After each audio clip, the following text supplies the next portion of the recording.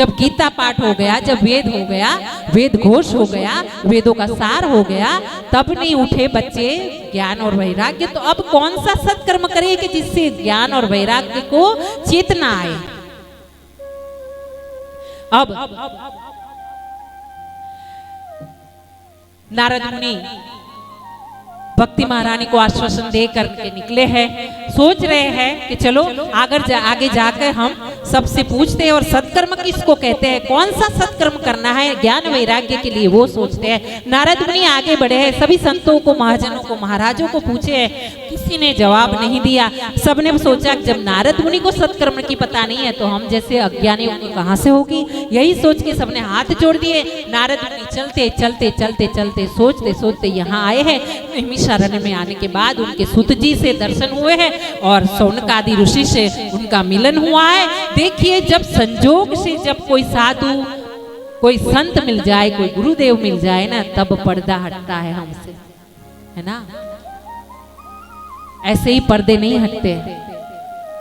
पर्दा हटता है तब जब किसी की कृपा हो जाए। किसकी? गुरु जी, कोई भगवान, कोई माँ बाप। ऐसे जो माँ बाप सर पे हाथ रखते हैं ना, ऐसा हाथ किसी का नहीं हो सकता। माँ बाप के आशीर्वाद मिल जाएं तो फिर किसी के चरणों में पड़ने की, कहीं इधर उधर जाने की जरूरत नहीं है। लेकिन माँ बाप के मन को खुशी मिले ऐसा काम बच्चा भी तो करना चाहिए ना, है ना। अगर बच्चे भी ऐसे मिले, कभी कभी होता है कि दिए तले अंधेरा, दिए के तले अंधेरा रह जाता है ना। तो उसमें माँ बाप का दोष नहीं है, दोष है वो बच्चों का जो माँ बाप को नहीं समझ पाते। कभी कभी देखते हैं बहुत बड़ा बंगला है और माँ बाप को एक आखिरी जो रूम है वहां पे रखे हैं, या फिर एक बार तो हम देखे कि पूरा बंगला बोले कि आपके पाँव हमारे घर पे पाड़ दीजिए कुमकुम पगला, और महाराज जी आप हमारे घर को पावन कर दीजिए। हम बोले चलते हैं, जाइए। जा कर के उनके घर में देखे, पूरा बंगला देखे, इतना बढ़िया सजाए थे, ऐसी सब रूम में सब व्यवस्था से सब सजाया हुआ था। लास्ट में जाकर के देखे कि बाहर पीछे में आंगन था, आंगन में एक पतरे का वो छज्जा था, वो छज्जा के नीचे एक छोटी सी खटिया थी और खटिया के ऊपर एक बहुत उम्र वाले दादाजी बैठे हुए थे और वो माला लेके नाम स्मरण कर रहे थे। तो हम गए, उनके पास गए, तब उनको पता चला उतनी उम्र वाले। हम बोले जय सिया राम बाबा, तो बोले कि हाँ बेटा जय सिया राम। तो हम बोले कि ये कौन है भैया?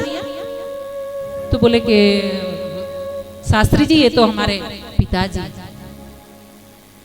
हम उल्टे पांव पीछे आए, उल्टे पांव पीछे आए। ये बात हुई है तब बता रहे हैं, उल्टे पांव पीछे आए। क्यों? पूरे घर में उनको एक कमरा देने का जगह नहीं मिला अपने माँ बाप को। और पूछा जब हमने, माँ बाप पिताजी वहां क्यों बैठे? बोले उनको एसी पंखा रास नहीं आता। कोई बात नहीं, एसी पंखा रास नहीं आता तो रूम में रखिए, उनकी सेवा कीजिए, उनके साथ समय गुजारिए।